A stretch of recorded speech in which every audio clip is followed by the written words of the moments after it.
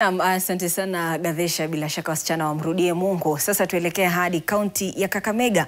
Wakazi walisitisha shughuli za usafiri kwa kufunga barabara kuu ya Ebuyangu kuelekea Kisumu, eneo bunge la Emuhaya, wakilalamikia kudorora kwa usalama kutokana na madai ya maafisa wa polisi kuishia kwa mchezo wa kamari eneo la Ebuyangu, Kakamega.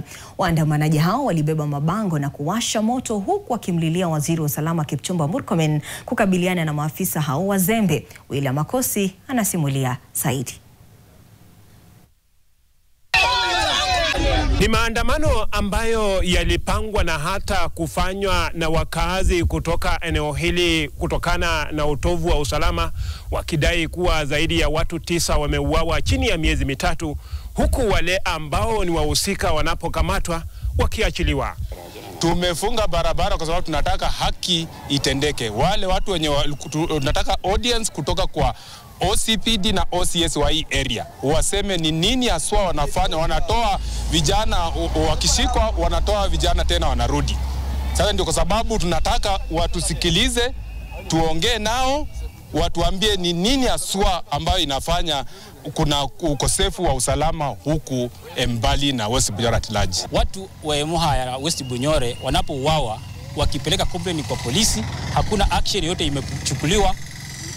Kufikia kwa mwenye nafaa tolewe jana, mwenye wanakataza hata hawezi tolewa, ni watu 9.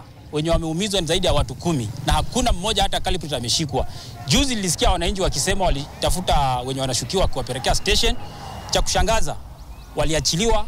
Waandamanaji hao wakiwa wamebeba mabango waliwasha moto na kuziba barabara, wakitaka kuhamishwa kwa maafisa wa polisi kwa tuhuma za kuachilia washukiwa wanaodaiwa kuhusika na uhalifu, ambapo watu 9 waliuawa kikatili katika muda wa miezi mitatu iliyopita.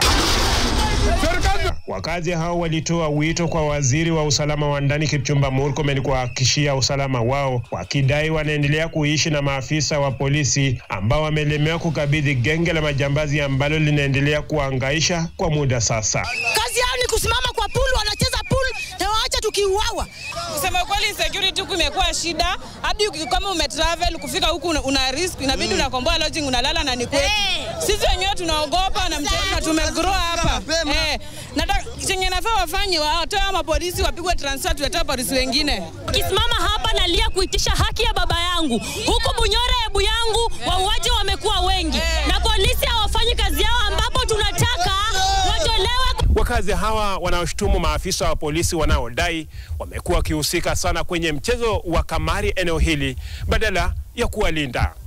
William Makosi, NTV Mashinani, nikiwa katika soko la Ebuyangu, eneo bunge la Emuhaya, kaunti ya Vihiga.